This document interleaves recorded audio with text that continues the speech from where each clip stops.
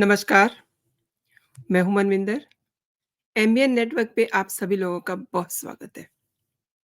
आपको याद होगा सीएए नियमों को गृह मंत्रालय ने 11 मार्च को सार्वजनिक किया था, लेकिन पश्चिम बंगाल की मुख्यमंत्री ने यानी कि ममता दीदी ने सीएए और नियमों का विरोध करते हुए ये दावा किया था कि ये नागरिकों को शरणार्थियों में तब्दील कर देगा।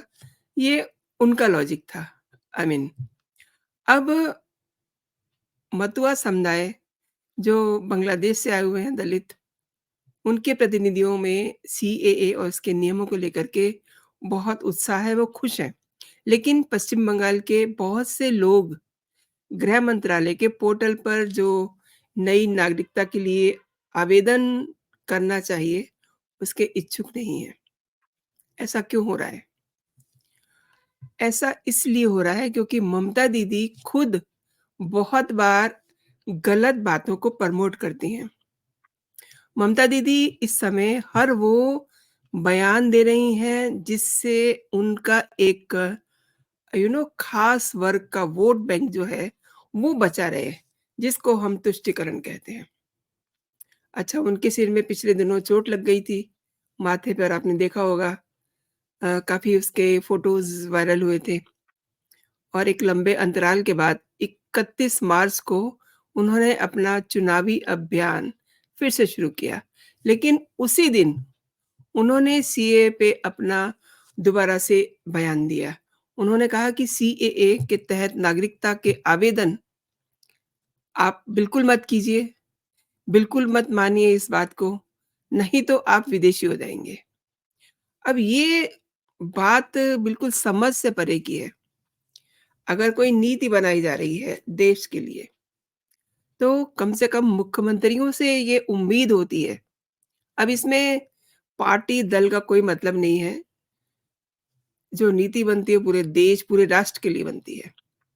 लेकिन उनके इस बयान के 1 सप्ताह के बाद ही एक नया अपडेट है। आगे बढ़ने से पहले एक बात और मैं आपको बता दूँ कि वो अपने राज्य में यानी कि वेस्ट बंगाल में वो अपने तरीके से सत्ता शासन चलाना चाहती हैं। यानी कि ईडी, एनआईए, सीबीआई कितनी बार उनके ही राज्य में पिटाई खा चुकी है। और किसी राज्य में जब ईडी, एनआईए या सीबीआई छापा मारने के लिए जाती है, तो वहाँ ऐसा विरोध बिल्कुल नहीं होता। और आपने देखा संदेशखाली में ईडी पर किस तरीके से अटैक किया गया था। कौन लोग थे वो, ये भी आपको पता है। अभी 2 दिन पहले ही एनआईए पे अटैक हुआ है, उनकी गाड़ी तोड़ दी गई, उनके 2-3 टीम के मेंबर्स को चोट आई और ऊपर से ममता दीदी कह रही हैं कि एनआईए ने किसी को बताया नहीं और उन्होंने महिलाओं के साथ बदतमीज़ी की है। और जिनको वो अरेस्ट करने गए थे, उनके परिजनों से शिकायत करवाई गई है। अब एक बात आप ये बताइए, अगर देश में कहीं विस्फोट होता है, तो एनआईए क्या उसका इन्वेस्टिगेशन नहीं करेगा? उसको नहीं करनी चाहिए जाँच? ऐसे विस्फोट करने वाले लोगों को ऐसे ही छोड़ दिया जाना चाहिए? अब एक कांड और हो गया है, उसको आप खुद समझ सकते हैं कि इसके पीछे किसका शैतानी दिमाग हो सकता है। पश्चिम बंगाल में एनआरसी के मुद्दे को लेकर के आतंकी संगठन लश्कर-ए-तौयबा ने केंद्रीय मंत्री शांतनु ठाकुर को एक धमकी भरा पत्र दिया है। शांतनु का ये कहना है कि पत्र उन्हें सोमवार यानी कि 8 अप्रैल को डाक से मिला है। बाकायदा उन्होंने वो लिफ़ाफ़ा एंड किस पोस्ट से भेजा गया सब कुछ दिखाया और केंद्रीय मंत्री ने राज्य की ऑब्वियसली जो सत्ताधारी पार्टी है, उस पर भी शब्दों से हमला किया। ये पत्र नज़रुल इस्लाम साहिब अली और फैज़ अली के नाम के व्यक्तियों ने भेजा है। आप पहले ये वीडियो देख लीजिए तो you will got my point. যে আমি এই রাজ্যের ये মুখ্যমন্ত্রী बांग्ला में बोल रहे हैं, मैं आपको बाद में इनका हिंदी এবং ट्रांसलेशन करके তার बता যে दीजिए। সরকার, সেই সরকারকে অবগত করাতে চাই যে আজকে দুপুর 2:10 নাগাদ আমাকে থ্রেট করে, ये लिफाफा লস্করি दिखा रहे हैं। পরিবার থেকে আমাকে থ্রেট করে চিঠি পাঠানো হয়েছে। সিএ এনআরসি নিয়ে আমি বাড়াবাড়ি করলে ঠাকুর বাড়িকে উড়িয়ে দেওয়া হবে, আমার সমস্ত পরিবারকে শেষ করে দেওয়া হবে, এই থ্রেট এসছে। এটার অ্যাড্রেস যেটা হচ্ছে সেটা হচ্ছে দেগঙ্গা থেকে ফাজির আলী অ্যান্ড আদার্স পাঠিয়েছে। এটা হচ্ছে Hadipur village, north 24 Pargana, pin number 743287। আমি এই রাজ্যের মুখ্যমন্ত্রী এবং তার প্রশাসন, তার দলকে বলতে চাই,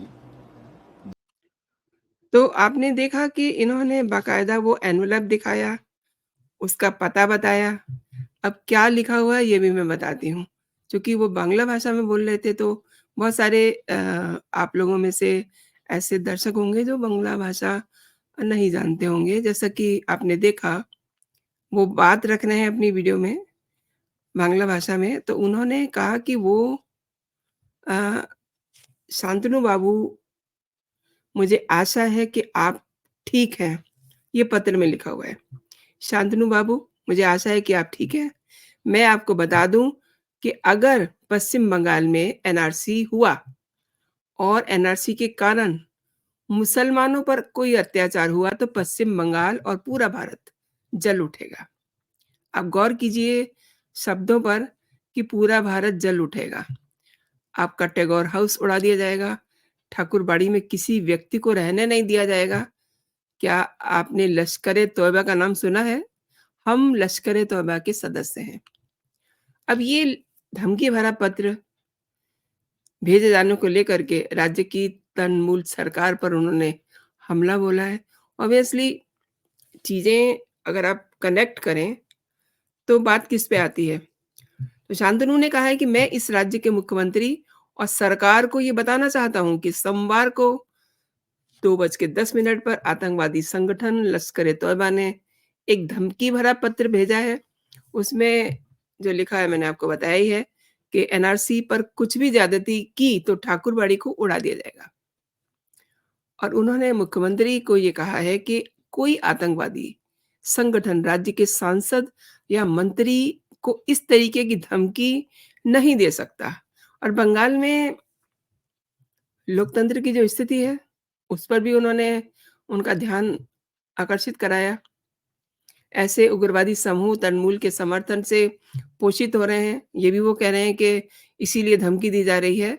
और उन्होंने फाइनली कहा कि मैं गृह मंत्री को बताऊँगा कि मुझे इंसाफ चाहिए, ये एक घटना बंगाल के लिए बेहद शर्मनाक है।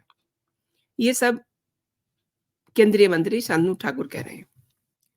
अब देखिए ये जो पत्र है उन्होंने बताया आपको कि ये 24 परगना के देगंगा के हादीपुर गाँव से भेजा गया है। सब कुछ आपको दिखाया ना, इसी से जुड़ी एक और जानकारी है।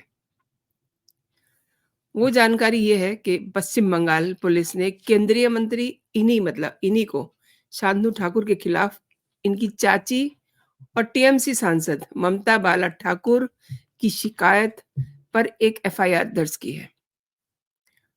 अब इनकी चाची का ये आरोप है कि शांतनु जबरन उस मकान पर कब्जा करने की कोशिश कर रहे हैं जिसमें उनके समुदाय की कुलमाता मानी जाने वाली शांतनु की दादी बीना पानी देवी 5 साल पहले अपनी अंतिम सांस तक यहीं रही। बीना पानी देवी को लोग प्रेम से बड़ो माँ कहते थे, जिसको हम लोग बड़ी माँ कहते हैं, इसे बंगला में बड़ो माँ कहते थे। केंद्रीय मंत्री ने आरोपों को बेबुनियाद बताया है, यानी कि शांतनु ने। उन्होंने कहा कि ममता बाला ठाकुर ने खुद उस मकान पे जबरन कब्जा किया हुआ है, जबकि उसके कानूनी वारिस वही हैं। यानी कि पूरा मामला जो है उसमें सियासत लग रही है। लेकिन ऐसा क्यों? ममता को अपने मुस्लिम वोटों की काफ़ी चिंता रहती है ना, आपको पता ही है। अयोध्या में जिस समय राम मंदिर में रामलला की प्राण प्रतिष्ठा हुई थी, बाकायदा मंदिर कमेटी की तरफ से सभी राजनीतिक पार्टियों को न्योता दिया गया था। ममता बनर्जी को भी न्योता दिया गया था, लेकिन उन्होंने ये कह कर के इस समारोह में शामिल होने से मना कर दिया था कि ये तो एक राजनीतिक कार्यक्रम है। लेकिन असलियत ये थी कि उन्होंने द वेरी सेम डे वहाँ अपने कुछ लोगों के साथ मिल कर के अपने आप को ये बताते हुए कि वो भी धर्म को मानती हैं, उन्होंने अपनी अलग से पूजा-अर्चना की। लेकिन वो मंदिर के प्राण प्रतिष्ठा समारोह में शामिल नहीं हुई। ऐसे बहुत सारे लोग हैं, जो आज मंदिर की प्राण प्रतिष्ठा समारोह में शामिल ना हो करके अ, अपने आप को बहुत ही कहना चाहिए कि अब वो पछता रहे हैं, सीधे शब्दों में अगर कहा जाए तो। और ये जो बात है कि आग लगा देंगे पूरे देश में, ये आप ध्यान दीजिए कि ये किसके शब्द हैं। और पिछले 4-5 दिन से ममता दीदी लगातार ये कह रही हैं कि रामनवमी पर दंगा हो जाएगा। तो उन्हें ये कैसे पता है कि रामनवमी पे दंगा हो जाएगा? क्यों वो बार-बार इस बात को कह रही हैं, जबकि प्रधानमंत्री ने अपनी चुनावी सभाओं में ये कहा है कि रामनवमी को धूमधाम से मनाया जाएगा। सब लोग वहाँ जाएँगे और सब लोग रामनवमी को सेलिब्रेट करेंगे। उन्हें ऐसा क्यों लग रहा है? अब 2-3 बातें हैं, जो आप अगर काउंट करें तो आपको एक माइंडसेट पता चलेगा। 8 अप्रैल की ही बात है, ममता दीदी ने जो जाँच एजेंसियाँ हैं, एनआईए, सीबीआई और ईडी, इनके डायरेक्टर्स बदलने की बात की है। क्यों? मतलब चुनाव के समय चुनाव आयोग के सामने ये कहने की क्या ज़रूरत है, और क्या मतलब चुनाव आयोग इनके डायरेक्टर्स बदलेगा? ये तो कोई दूसरी संस्था बदलती है ना। और अपने लोगों को चुनाव आयोग के यहाँ धरना प्रदर्शन के लिए भेजा गया। हालाँकि वो 24 घंटे के धरना प्रदर्शन के लिए पहुँचे थे, लेकिन बाद में उन्होंने उनको पुलिस ने समझा-बुझा करके उनको वहाँ से हटाया। तो मतलब हर दिन बंगाल से एक ऐसी खबर आती है, जो जिसमें से आग की लपटें निकल रही होती हैं।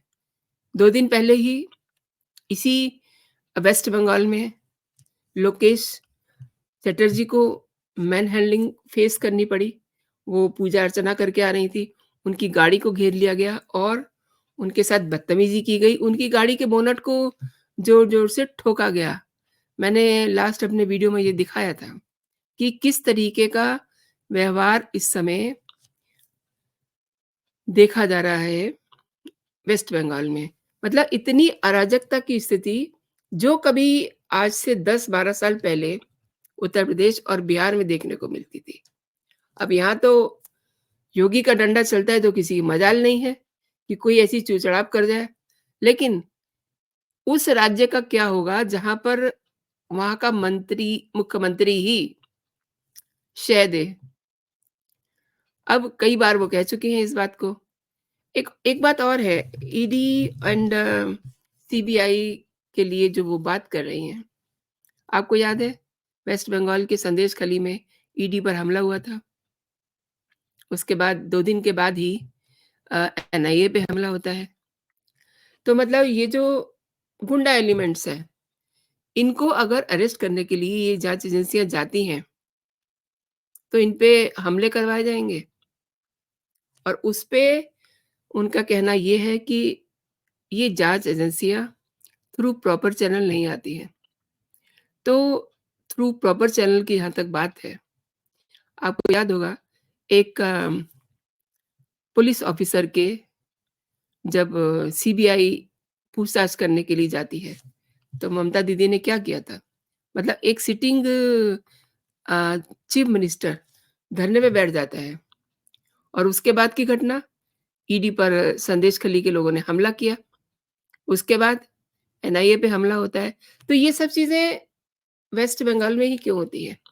और ये जो लश्कर-ए-तोयबा का ये अ, धमकी भरा पत्र है, जिसको अभी मैंने आपको दिखाया कि किस तरीके से उनको मतलब डराया धमकाया जा रहा है और उसमें साफ तौर पे ये कहा है कि अगर एनआरसी को लागू किया जाता है तो वेस्ट बंगाल ही नहीं, पूरे देश में आग लगा दी जाएगी। This is not the way. ये तो बड़ी हैरानगी की बात हो गई ना। और ममता दीदी इस ओर तो ध्यान दे ही नहीं रही हैं। वो उल्टा लोगों को प्रोवोक कर रही हैं कि आप पोर्टल पे जा कर के नागरिकता के लिए आवेदन ना करें। तो अब आप सोचिए कि ऐसी बातों को कौन प्रोवोक कर रहा है? आपने दोस्तों मेरे साथ पूरा वीडियो देखा। आपका बहुत-बहुत धन्यवाद और मैं चाहूँगी कि अगर आप मेरे कंटेंट पसंद कर रहे हैं, तो इस वीडियो को लाइक कीजिए, शेयर कीजिए और इस पे अपनी राय भी दीजिए। प्लस अभी तक अगर आपने मेरा चैनल सब्सक्राइब नहीं किया है, तो मेरे चैनल को आप सब्सक्राइब भी कर लीजिए, ताकि आपको मेरे सभी कंटेंट समय से मिल सकें। And one more important thing, जो बेल आइकन रहता है उसको ज़रूर प्रेस कर दीजिए, उससे आपको नोटिफ़िकेशन भी समय से मिल जाएँगे। तो अभी के लिए इतना ही दोस्तों, आप अपना और अपनों का ख़्याल रखिए, खुश रहिए, स्वस्थ रहिए। जय हिंद, जय भारत।